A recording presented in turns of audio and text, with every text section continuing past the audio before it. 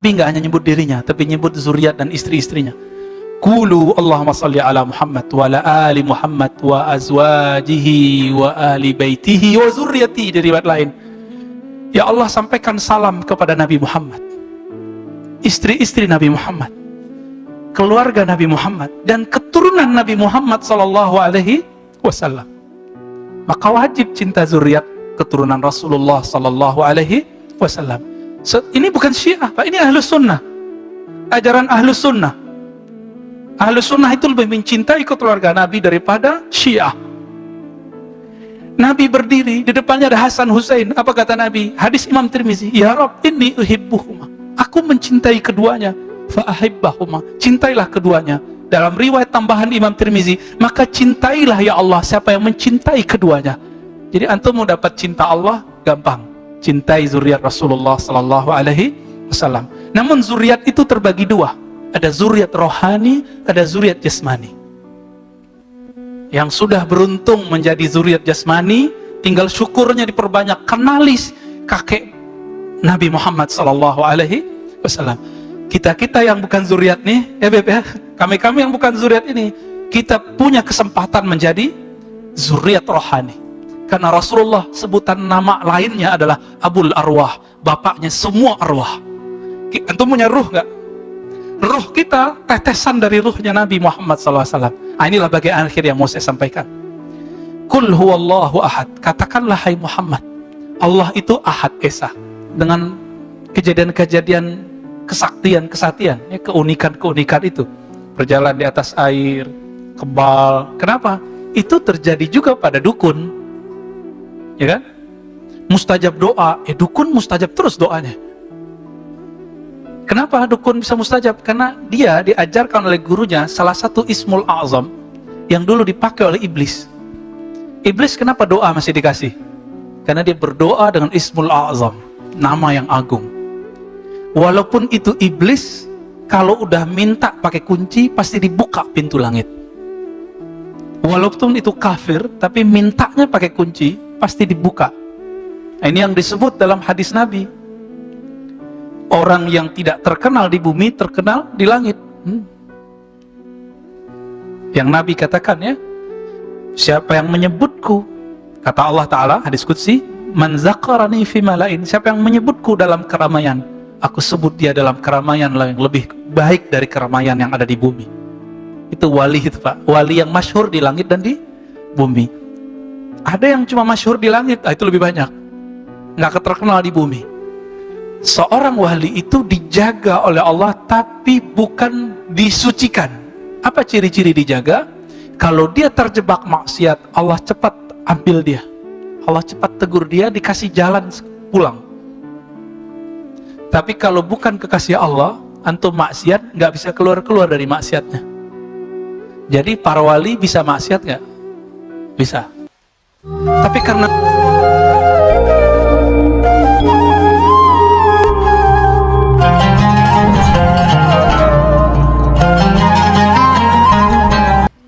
baik, Bapak yang memuliakan Allah, saya lupa bawa kitabnya. Yang kebawa kitab Hada'iq, tapi saya bawa kitab yang mirip. Judulnya Hada'iq tadi ya, isinya sama. Kitab Risalah Kusyairiyah. Kemudian ini diringkas, disempurnakan oleh Imam Syamsuddin Ar-Razi namanya ya, gelarnya Syamsuddin Ar-Razi. Ya mirip-mirip lah saya dengan beliau namanya. Ilmunya jauh, sama-sama Ar-Razi Pak. Baik, sekarang kita ngambil satu bab yang di tengah. Jadi bab ini tidak mesti sistematis, tapi boleh kita ambil mana yang sesuai dengan kondisi hari ini. Banyak orang bertanya tentang wali Allah, betul gak? Siapakah wali? Ada yang ngaku wali, ada yang ngerasa wali, ada yang mengatakan oh wali nggak tahu dirinya wali. Nah, tapi sebelumnya supaya Allah buka kalbu kita, pikiran, biar nurnya masuk, mari kita baca surah Al-Fatihah.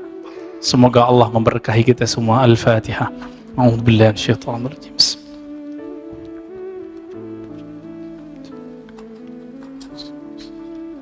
siratal ladzina. Amin. Baik, teman-teman sahabat melakukan Allah, bahasa Arab wali itu ya wali. Bedanya wali itu orangnya. Waliullah orangnya. Nah, ilmu tentang itu disebut dengan walayah, perwalian. Masuk ke dalam bahasa Indonesia, terjemahannya minimal 2 ya, wali murid, wali kelas sama wali beneran. Ini berbeda ya, wali murid, wali kelas atau wali. Nah, maksudnya wali kelas, ini contoh aja. Kenapa diartikan wali kelas? Karena dia mengurusi suatu wilayah. Udah jadi bahasa Indonesia wilayah. Maka seorang wali itu dianalogkan seperti seorang guru. Dia punya otoritas ngurusin satu kelas, satu wilayah. Maka disebutlah orang itu wali. Itu analog yang paling gampang. Ya. Jadi kalau mau sebut wali, dia punya walayah. Maka wali ini karena urusannya urusan rohani, dia tidak bisa dihitung dengan saya pakai gamis, saya pakai kopiah, saya pakai serban, saya pakai jenggot, itu nggak ada urusan. Tasbih saya 1000, nggak ada urusan, Pak. Ini urusan qalbu, urusan rohani. Maka mengenal wali tidak mungkin dengan mazahir, dengan penampilan-penampilan zahir, dengan penampilan fisik. Tidak mungkin dengan khawariqul adah, dengan kejadian-kejadian kesaktian, ya, keunikan itu. Berjalan di atas air, kebal. Kenapa? Itu terjadi juga pada dukun. Ya kan? Mustajab doa, dukun mustajab terus doanya. Kenapa dukun bisa mustajab? Karena dia diajarkan oleh gurunya salah satu ismul a'zam yang dulu dipakai oleh iblis. Iblis kenapa doa masih dikasih? Karena dia berdoa dengan ismul a'zam, nama yang agung. Walaupun itu iblis, kalau udah minta pakai kunci pasti dibuka pintu langit. Walaupun itu kafir, tapi mintanya pakai kunci, pasti dibuka. Disitulah kita bisa paham, kenapa ketika iblis berdoa, ya Allah jadikan aku hamba yang engkau tangguhkan kematiannya. Dijawab oleh Allah, baik. Engkau minal munzarin, engkau akan menjadi di antara ciptaanku yang ditangguhkan kematiannya. Di antara, berarti ada yang lain toh? Ada malaikat, nabi mungkin ada, wali mungkin ada.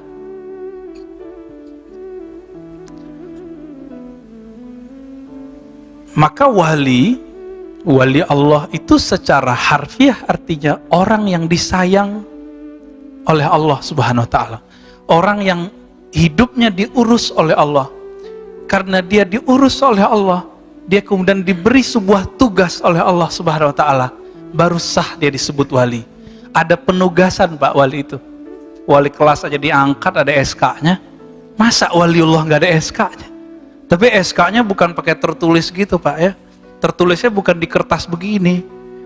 Tertulisnya di alam malakut dan jabarut. Ini yang disebut dalam hadis Nabi. Orang yang tidak terkenal di bumi, terkenal di langit. Yang Nabi katakan ya, siapa yang menyebutku, kata Allah Ta'ala, hadis qudsi, man zakarani fi malain, siapa yang menyebutku dalam keramaian, aku sebut dia dalam keramaian yang lebih baik dari keramaian yang ada di bumi. Itu wali itu Pak, wali yang masyhur di langit dan di bumi. Ada yang cuma masyhur di langit, itu lebih banyak, nggak terkenal di bumi, karena mereka tidak dapat tugas jadi dai. Yang terkenal itu kan dai. Kata Imam Ibn Athaillah, wali di zamannya, kalau seorang pendakwah terus bilang, saya nggak mau terkenal, bagus. Tapi menolak terkenal nggak boleh. Minimal terkenal di jamaahnya, ya kan? Terkenal itu ma'ruf, dikenal oleh jamaahnya. Gimana Pak dakwah kita nggak tahu orangnya? Kita mau denger nggak dia ngomong? Nggak mau. Nah, Nabi Muhammad Allah kenalkan dulu sebagai orang yang amin, sebagai orang berakhlak yang baik, baru kemudian dijadikan sebagai dai. Itulah Sayyidud Du'at, penghulu semua para pendakwah di dunia, yaitu Nabi Muhammad sallallahu alaihi wasallam. Jadi kewalian itu tugas. Ya. Bisa jadi ada orang ilmunya seperti wali kelas, tapi dia nggak dapat tugas. Bisa begitu? Bisa. Atau dia sudah selesai tugas pensiun, ilmunya melebihi semua profesor, bisa saja. Maka ada di antara wali-wali Allah yang sudah dipensiunkan dari tugasnya. Banyak, Pak. Biasanya dia kalau punya murid tuh, dia serahkan. Namun biasanya kalau seorang wali selesai tugas, dia minta dijemput oleh Allah. Imam Bukhari udah selesai tugasnya, capek dikejar-kejar sama seorang raja yang tirani, yang zalim. Beliau tidak mau diundang ke istana, karena saat itu ada image, siapa dai, siapa ulama yang dia berdakwah di istana, saat itu pasti penjilat. Tapi sebelum Imam Bukhari, ada Imam Ibn Syihab Az-Zuhri. Dulu dia barengan ngaji sama Umar bin Abdul Aziz. Umar bin Abdul Aziz belum jadi gubernur saat itu, masih santri, ngaji. Ketika jadi gubernur, Ibn Syihab diajak. Ketika dia jadi khalifah, Ibn Syihab Az-Zuhri diajak. Kalau itu nggak disebut menjilat, itu jadi penasehat. Kalau bukanlah Imam Zuhri, tidak ada Imam Bukhari yang kita kenal hari ini. Karena hadis-hadis yang dipakai oleh Imam Bukhari itu adalah warisan-warisan generasi abad kedua, yaitu Imam Ibn Syihab Az-Zuhri. Nah, Imam Bukhari selesai tugas kewaliannya, dia minta meninggal. Ya Allah, ambil aku malam ini juga. Meninggal Pak malam itu baru wali. Coba Pak, berani nggak bilang gitu? Kalau wali itu pengen hidup panjang, itu Allah kasih Pak. Kekasih dikasih gak permintaannya? Kasih, ya. Tapi ada tugas. Nah, baik. Kita masuk ke kitab ini. Di Quran itu ada Allahu waliyul ladzina amanu, Allah wali orang-orang beriman. Maka wali itu ada wali secara umum. Allah yang mengurus semua hamba-hambanya, maka disebutlah Allah itu wali. Berarti karakter wali apa? Mau ngurusin orang, Pak. Ngurusin hamba Allah. Allah itu setiap hari mengurusi hambanya, tapi setiap hari juga orang kemudian durhaka kepadanya. Maka orang-orang yang ingin menjadi wali kekasih Allah, ngurusin hamba-hamba Allah, ngurusin masjid-masjid Allah, ngurusin tempat belajar ilmu-ilmu mengenal Allah, mengenalkan umat kepada Allah, tapi dihujat oleh umat. Tapi dikata-katain oleh umat, siap nggak? Kalau siap, antum akan diangkat jadi kekasihnya. Itu harus punya keputusan. Kalau takut dibenci, takut populer dibenci, maka Ibnu Thaillah mengatakan, ente abduz zuhur, ente bukan hamba Allah yang maha nyata, ente itu hamba Allah yang suka popularitas. Kita juga nggak pengen diam-diam aja, sembunyi-sembunyi, enggak. Kalau ada tugas kita jalan. Maka Ibnu Thaillah mengatakan, jika tugas sudah diturunkan oleh gurumu, oleh Allah SWT, oleh Rasul Sallallahu Alaihi Wasallam, maka tidak ada lagi ceritanya diam-diam. Kenapa? Wali Allah bukan hamba sembunyi-sembunyi, tapi dia hamba Allah yang maha menyembunyikan dan maha menyatakan, yang maha populer dan maha gaib, maha zahir dan maha batin. Ya. Jadi kalau antum bisa berdakwah lewat FB, lewat Instagram, terusin. Tapi jangan kemudian ada yang unlike, ada yang kritik, hatinya jadi gundah. Dikata-katain orang di YouTube, sakit. Ya. Mending sakit badan, sakit hati. Nauzubillah min dzalik. Taib. Apa kata beliau? Syarat kewalian itu beda wali sama nabi apa? Seorang nabi syaratnya maksum, terpelihara dari dosa. Disinilah Syekh Ibnu Taimiyah melanggar ijma' ulama ahlus sunnah yang mengatakan bahwa ahlus sunnah nih sepakat bahwa nabi, semua para nabi dan rasul terpelihara dari dosa besar, begitu juga yang kecil. Tapi Syekh Ibnu Taimiyah, semoga Allah mengampuninya ya, karena beliau di akhir hayatnya bagus dan dikuburkan di kuburan para sufi, Maqbarah Sufiyah. Gak percaya antum berangkat ke Damaskus. Jadi di sana ada komplek para sufi, hanya sufi yang boleh dikubur di situ, Pak. Hanya wali-wali Allah yang boleh dikubur di situ. Ibnu Taimiyah akhir hayatnya beliau mengamalkan kitab Risalah Kusyairiyah. Makanya beliau mengeluarkan kitab Al-Kalimut Thayyib, lalu kemudian opininya 2 jilid dalam Majmu' Fatawa tentang tasawuf. Sangat bagus sekali. Sangat bagus sekali, ya. Tapi beliau mengatakan apa? Para nabi terpelihara di dosa besar, tapi tidak di dosa kecil. Alasannya ketika Nabi Adam memakan buah larangan disebut berdosa. Padahal dosa di situ bukan dosa yang kita pahami. Contoh begini. Imam itu pantasnya pakai kopiah bukan? Ya, benar. Kalau ada imam nggak pakai kopiah gimana? Nggak pantas. Nah, ini yang disebut dosa imam. Bukan dosa besar itu, nggak juga dosa kecil. Kepantesan. Khotib pakai baju kaos kira-kira gimana, Pak? Pantas nggak? Nggak pantas. Nggak pantas. Jadi Nabi Adam tidak pantas melakukan itu, tapi Nabi Adam kekasih Allah bukan? Maka Nabi Adam itu kekasih Allah melakukan sesuatu pelanggaran adab. Kira-kira Allah murka atau gemes? Kalau kekasih gemes, Pak. Maka dikasih ujian, turunlah ke bumi. Jadi itu bukan kemurkaan. Ini perbedaan perspektif akidah Islam dengan akidah di luar agama Islam, ya, yang menganggap kalau Nabi Adam dan Siti Hawa itu dikutuk. Nauzubillah min dzalik. Maka seorang wali itu hanya mahfuz, bukan maksum. Mahfuz dari kata hafaza yahfazu hifzan. Hafaz. Hafalan. Hafalan itu hafiz. Orang yang hafal hafiz. Hafalan kita sebut hifz. Orang Malaysia, Melayu menyebut menghafaz. Indonesia menyebut menghafal. Z-nya berubah menjadi L. Ya, zuhur jadi lohor, ya kan? Zuhur jadi luhur. Ya, biasa itu perubahan-perubahan dialek.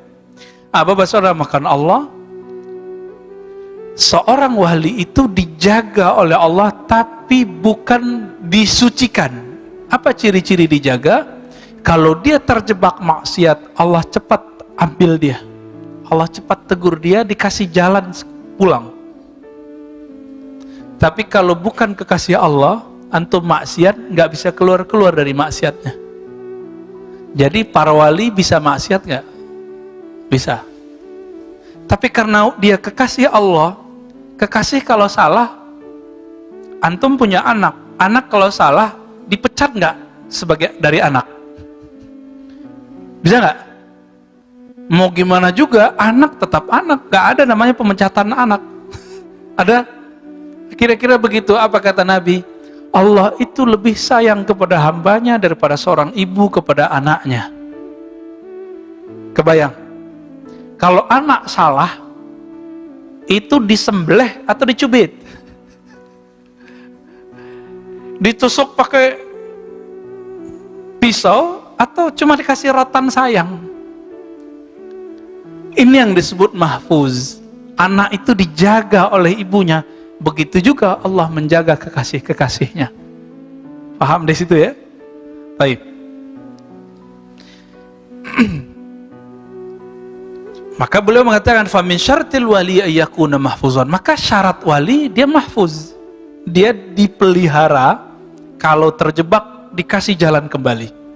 Maka ada orang bertanya kepada Imam Junaid, apakah mungkin seorang wali berbuat lacur, berbuat zina? Apa jawaban beliau? Itu ketentuan Allah. Jika Allah berkehendak, terjadilah. Maksudnya berkaca dari Nabiullah Khidir alaihissalam, Balia ibn Mulkan. Apa yang terjadi pada beliau? Beliau membunuh anak kecil, benar gak? Ya, bunuh anak kecil dosa atau bukan? Tapi pada hakikatnya itu dosa enggak? Enggak.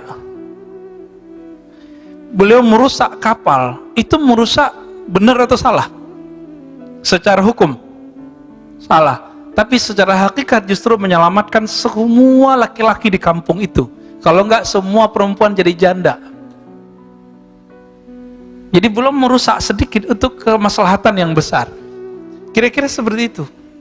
Jadi wali-wali itu terbagi dua, Pak. Ada yang karakternya karakter Nabi Musa, Musawiyah. Ini biasanya bertugasnya adalah untuk menerapkan hukum-hukum Islam. Makanya kritis, kadang-kadang keras. Berperawakan seorang ahli fikih, penampilannya jelas. Seorang kiai, seorang ulama, seorang ustadz. Itu Musawiyah. Kritis biasanya. Nabi Musa kritis bukan? Kritis. Lalu ada karakter wali yang kedua. Wali yang kedua, wali yang khidriyah. Wali yang karakternya seperti Nabi Khidir alaihissalam. Nabi Khidir, lain yang dilakukan, lain yang dimaksud. Itu dia. Makanya kalau kita melihat ada seseorang melakukan sesuatu, belajar dari kisah Nabi Musa dan Nabi Khidir, kita nggak boleh langsung judge, Pak. Ini sekarang orang udah satu masjid udah ngejudge orang. Jadi udah Nabi Musa nggak lolos, Nabi Khidir nggak nemu. Ya? Namun yang sempurna itu adalah walayah al-Muhammadiyah. Kewalian Nabi Muhammad SAW menggabungkan yang zahir dan batinnya. Tapi itu ada prosesnya. Itulah yang digabungkan nanti oleh imam akhir zaman itu. Yang kita sebut Imam Al-Mahdi. Imam Al-Mahdi. Ya. Baik. Suatu kali, jadi wali-wali di awal-awal dulu sampai sekarang, yang wali-wali Musawiyah ini, dia mainnya di adab. Imam Abu Ali Ad-Daqqaq mengatakan, Abu Yazid Al-Bustami, yang semasa dengan Imam Muslim, beliau mendengar ada seorang wali di satu sudut kota, karena amalannya Imam Abu Yazid itu sholat di beberapa tempat, mungkin 1000-an masjid, sekedar sholat tahiyatul masjid di masjid itu, atau ikut sholat jamaah jika waktu maksud sholatnya datang. Itu amalannya Abu Yazid. Jadi Abu Yazid ini safar terus ke masjid mana, masjid mana, masjid mana, masjid mana. Kita nggak tahu dulu nyampe ke kita nggak ya? Kita nggak ngerti ya, karena beliau diberi karamah oleh Allah bisa tembus ke setempat tanpa perlu pakai kendaraan, tapi nggak selalu. Abu Yazid Al-Bustami. Satu kali sampailah di satu masjid. Ya, wusifa lahu bil walayah. Ada seseorang imam yang disebut seorang kiai, dia ini wali Allah. Imam Abu Yazid dapat tugas menentukan wali itu salah satunya adabnya bagus, adabnya tinggi. Dulu masjid bukan begini, Pak. Ini masjid jangan ngeluh ya, yang nggak pakai sejadah. Ini udah enak nih, Pak. Dulu orang sholat di masjid pakai pasir. Masuk ke masjid beliau, si imam ini, apa yang dilakukan? Tanakhama fil masjid. Dia meludah di dalam masjid. Tidak disebutkan dia meludah ke pasir, atau dia meludah ke jendela, atau meludah ke depan. Tapi dia meludah di rumah Allah. Apalagi kalau kentut di masjid, Pak, mohon maaf. Wali Allah nggak mau kentut di masjid. Kecuali dia khidriyah. Ini bab Musawiyah ini. Pengikut Nabi Musa, karena pakai syariat. Abu Yazid Al-Bustami qaddasallahu sirrahu, ketika melihat begitu, langsung raja'a wa lam yusallim alaihi. Langsung pulang, nggak jadi nyapa beliau. Nggak jadi apa kita sebut. Kita kalau datang ke kiai nyebutnya apa? Sowan. Nggak jadi sowan. Apa kata beliau? Man la yu'man ala adabin min abai syara' kaifa yu'man ala asraril haq. Jika ada orang tidak amanah terhadap adab-adab syariat, bagaimana dia bisa amanah terhadap tugas-tugas langit? Nggak mungkin. Gitu, ya. Maka kalau ada orang-orang yang melanggar syariat itu dan mengingkarinya, ini syaratnya. Jadi kalau yang bukan wali, Pak, ini wali nih, kata orang. Tapi kita jarang ngeliat dia melakukan ibadah misalnya. Belum tentu dia gak ibadah. Kita harus dengar dari dia bahwa dia mengingkari ibadah itu. Mengingkari syariat itu. Kalau dia mengingkari syariat itu, batal kewaliannya. Jadi kalau antum ketemu seorang wali, udah masuk waktu asar kok belum sholat-sholat. Karena wali ini kadang-kadang Allah kasih kelebihan bisa mecah badan. Siapa itu? Nabi Yakub. Nabi Yakub kekasih Allah bukan? Beliau nabi, nabi itu pasti wali. Nabi Yusuf sedang digoda oleh seorang perempuan, yaitu Zulaikha, sedang digoda itu. Tiba-tiba Nabi Yakub ada di depannya, memukul dia dengan tongkatnya. Nabi Yakub di mana? Di Yerusalem. Nabi Yusuf di mana? Di Mesir. Kok bisa pindah tempat? Padahal Nabi Yakub tidak pindah tempat. Itu yang disebut mecah, rohaninya mecah. Maka Nabi Muhammad SAW bisa saja dilihat dalam semalam orang mimpi dalam rupa yang berbeda-beda. Siapa yang mengatakan ini? Imam Ghazali. Diulang ini Imam Ghazali. Diulangi oleh ahli hadis Imam Ibnul Arabi Al-Ma'afiri, Imam ahli hadis dari Maroko, bukan Ibn Arabi yang Andalusi, ya. Taib. Kok jadi tegang gitu, Pak, bahas wali? Sekarang nggak pakai kitab dulu deh, ya. Pusing kalau pakai kitab. Masih ada waktu. Wali itu setinggi-tingginya wali, dia di bawah semua para nabi. Setinggi-tingginya para wali, dia pasti di bawah derajat para nabi. Dan setiap wali pasti mewarisi seorang nabi. Setiap wali. Dalilnya apa? Al-ulama warathatul anbiya. Ulama pewaris para nabi, bukan rasul. Maka yang diwariskan oleh seorang nabi adalah nubuatnya, bukan kerasulannya. Ada wali yang diwariskan oleh Nabi Ibrahim. Maka coba lihat nanti, tawakalnya tinggi, musuhnya banyak. Musuhnya banyak, tawakalnya tinggi. Pegangannya hasbunallah wa ni'mal wakil. Bukan bikin laris dagangan itu doa, ya. Nyampe di orang-orang yang uskun, ustadz tapi dukun, dipakailah hasbunallah. Waris para nabi mesti juga 124.000 setiap masa. Setiap masa, Pak. Sekarang berapa jumlah umat manusia? Ada 7 miliar. Nah, yang wali-wali besar itu cuma 124.000. Kalau mereka hidup di zaman Bani Israel, mereka pasti nabi. Makanya dulu di zaman Bani Israel itu ada nabi semasa. Nabi Daniel, Samuel, apa itu semasa, bahkan umurnya panjang. Ada nabi yang mendekati masa kenabian Nabi Muhammad SAW, namanya Daniel. Ya ada, itu di daerah Syam. Dan dia tahu kemunculan Nabi Muhammad SAW karena kalbunya terang. Dia melihat di bagian selatan, dia kan melihat ke selatan, sudah muncul cahaya Al-Badar, rembulan, bulan purnama. Dia sudah melihat. Itu yang dilihat oleh Sofiyah ketika beliau bermimpi, bulan purnama jatuh masuk ke kamarnya. Dia lapor ke ayahnya, ayahnya seorang rahib, digampar anaknya pingsan. Kenapa? Rahib ini tahu sang rembulan adalah Muhammad sallallahu alaihi wasallam. Maka mimpi itu oleh Imam Bukhari ditaruh dalam satu bab yang spesial, kitab Ta'birur Ru'ya dalam Sahih Bukhari, bab mengenai pentakbiran mimpi-mimpi. Jadi bagi ahli kalbu, mimpi itu adalah media apa? Berita resmi dari langit. Kalau bumi kan kita baca CNN, TV One, Metro, apa lagi? Berita 1, ya. Sama. Itu berita langit juga begitu, Pak. Ada channel-channelnya itu di kalbu itu. Belum tahu ya? Pengen tahu kalau kita sebenarnya sudah praktek. Antum menikah dulu kan, sebagian besar kan udah menikah nih, atau mau cari kerja, atau mau ngapain, istikharah nggak?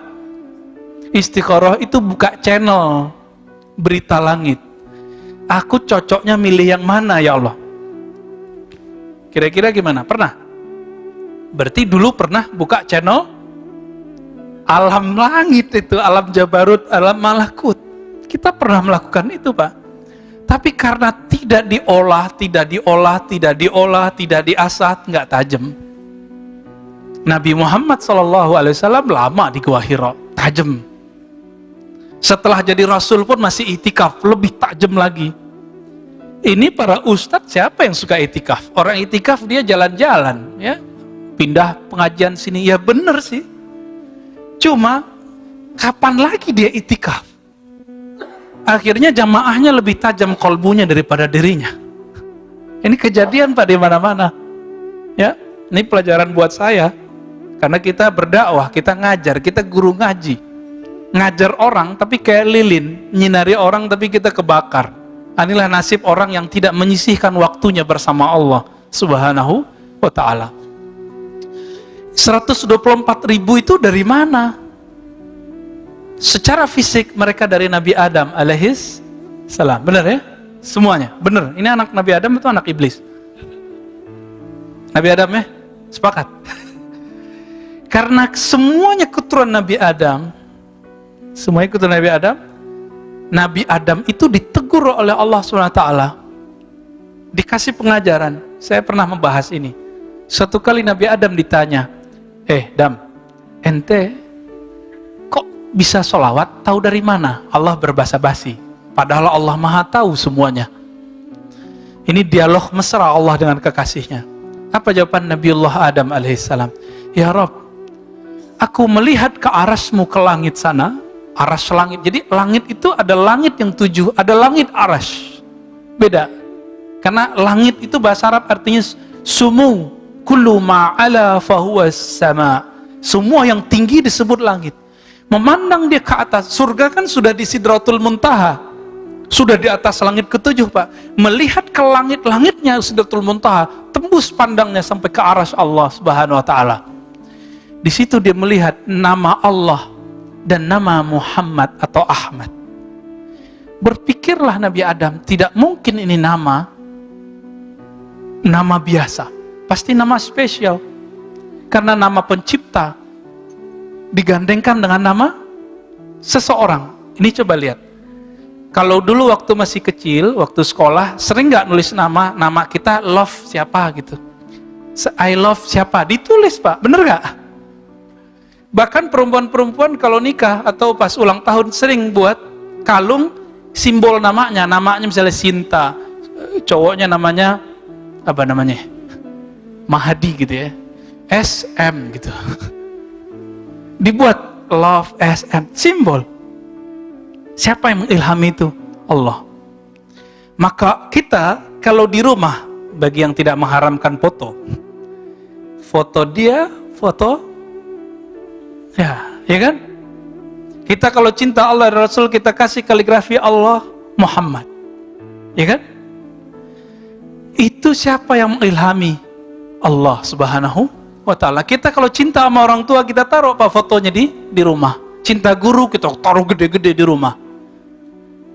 Bener? Ya, kita kadang-kadang kita foto sama guru, kita pasang jadi ya apa namanya, DP namanya, bukan DP mobil ya. Kenapa itu terjadi? Itu ilham dari Allah. Ini yang dilihat oleh Nabiullah Adam alaihissalam. Maka Allah mengatakan, ya Adam, tahukah engkau wahai Adam, siapakah itu Muhammad atau Ahmad? Apa jawaban Adam? Engkau yang lebih tahu ya Allah. Dijawab oleh Allah Subhanahu wa ta'ala, itu adalah orang yang karena dia aku ciptakan engkau. Karena dia aku ciptakan engkau. Kira-kira lebih penting dia atau engkau? Kira-kira begitu maksudnya. Dan itu menjadi mahar Pak, menjadi mahar pernikahan ibunda Sayyidatuna Hawa dan ayahanda Adam alaihis salam. Kan kita pantas menyebut itu, ya? abuna Adam wa ummuna Hawa.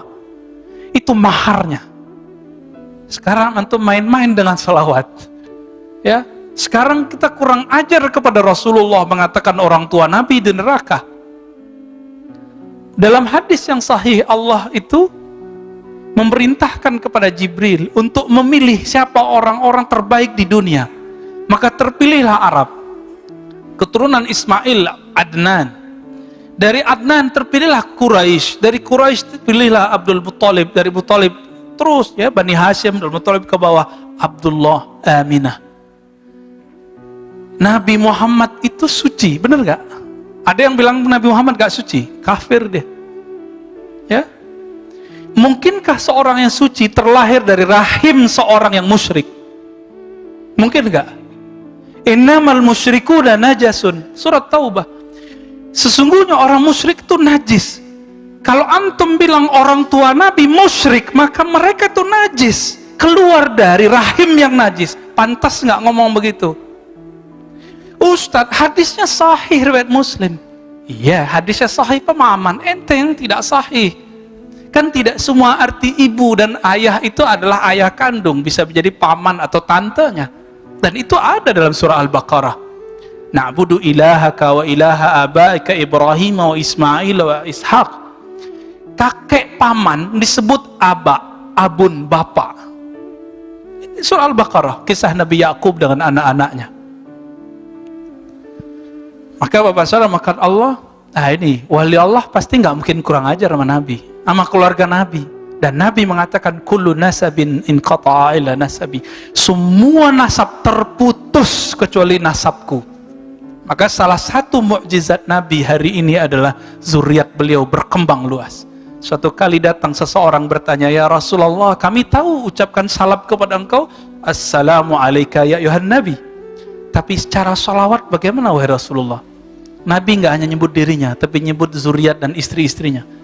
Qulu Allahumma salli ala Muhammad wa ala ali Muhammad wa azwajihi wa ahli baitihi wa zurriyati. Di riwayat lain, ya Allah, sampaikan salam kepada Nabi Muhammad, istri-istri Nabi Muhammad, keluarga Nabi Muhammad, dan keturunan Nabi Muhammad sallallahu alaihi wasallam. Maka wajib cinta zuriat keturunan Rasulullah sallallahu alaihi wasallam. Ini bukan Syiah, Pak, ini Ahlus Sunnah. Ajaran Ahlus Sunnah.